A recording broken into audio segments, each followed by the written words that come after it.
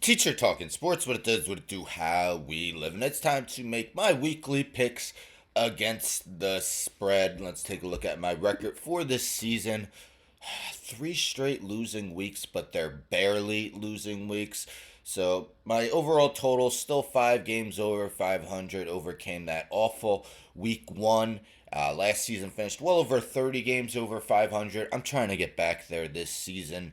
A little bit of a rut. I'm going to get out of it. There's 4 teams on byes: Arizona Cardinals, Carolina Panthers, New York Giants, and Tampa Bay Buccaneers. So we have 14 games of NFL action. I've been getting Thursday night wrong for the past few weeks, and I hope that streak ends. I got the Eagles at home, favored by 3.5. I know they haven't necessarily played the best competition of late, but the Eagles' offense seems to be clicking on all cylinders. Jalen Hurts is my fantasy quarterback. Loving his production. Jaden Daniels still performing great. In a little bit of I wouldn't say a rut, but hasn't performed maybe quite as well. And I believe in the Eagles' defense more than the Commanders. Now, last week I messed up. I didn't take the Saints. I've always been where if a team changes a coach, I like taking that team because I don't know, at least for a week they seem to play better. And I'm going to do that with the Bears. Nothing I've seen recently leads me to picking them. But they did fire offensive coordinator Shane Waldron, replaced him with Thomas Brown. So for a week, I mean, Caleb Williams really needs to play better because the last 3 games have not been good. A lot of noise surrounding him. I don't know if the Bears win, but they cover.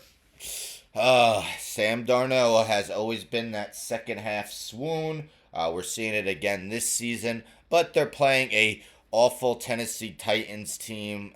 I guess they win by a touchdown at least and an extra point.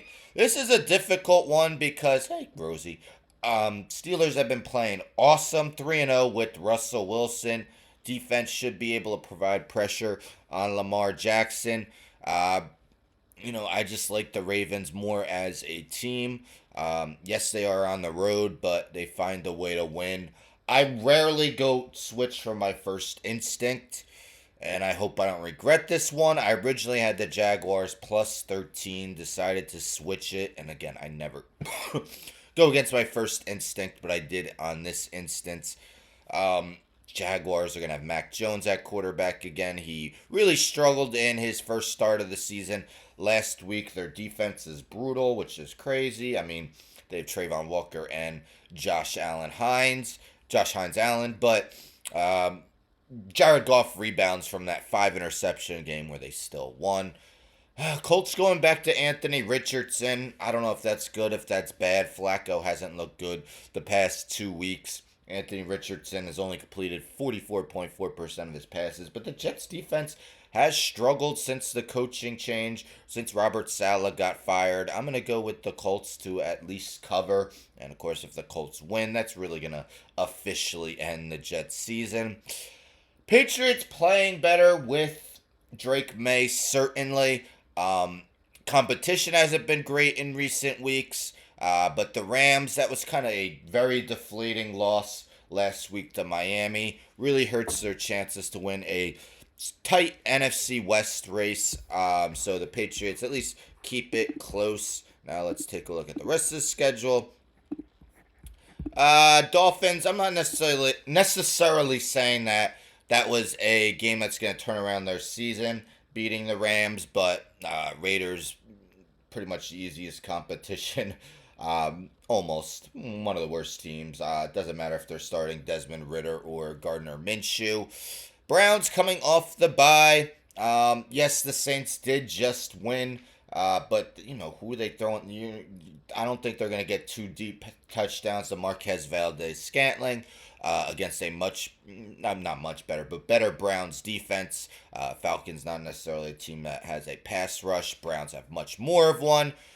Seahawks, they're really floundering. 49ers, Jake Moody nearly kicked them out of a win, but did get the winning field goal at the end. I got them winning by at least a touchdown. This was a tough one. Falcons, I think, rebound. It wasn't their A game against the Saints. Broncos kind of need this game. They're 5-5. As do the Bengals. The Bengals absolutely need this game. They need it more than the Chargers. I think they keep their season alive with a win. And then Monday night, two Texas teams. Last week, unfortunately, I took Dallas. Ugh. I figured, at home the spread was too big, and I'm kind of doing the same again. CJ Stroud has not looked like the CJ Stroud of last season, but I think they're going to be getting Nico Collins back for this game, which would be huge for them. Cooper Rush plays a little better and they cover. I mean, I'm not really sure what I'm doing here.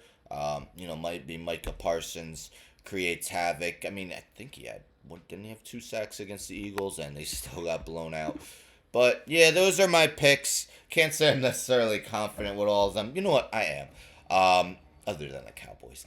But yeah, we'll see how it goes. I really need to get back to the winning ways. 3 straight weeks where I've had a losing record, but it's barely been a losing record. Still over 500 on this season. Let me know some of your best bets. Who do you agree with? Who do you disagree with? Tonight starts week 11 action. Thursday night football. Eagles, Commanders, and yeah, by the way, those spreads are via today, Thursday, 6 a.m. Eastern Time, DraftKings Sportsbook. Anyhow, don't forget to subscribe, tell a friend, tell a friend, tell a friend to subscribe. Like the video, share the video, hit the bell for notifications. I'm out.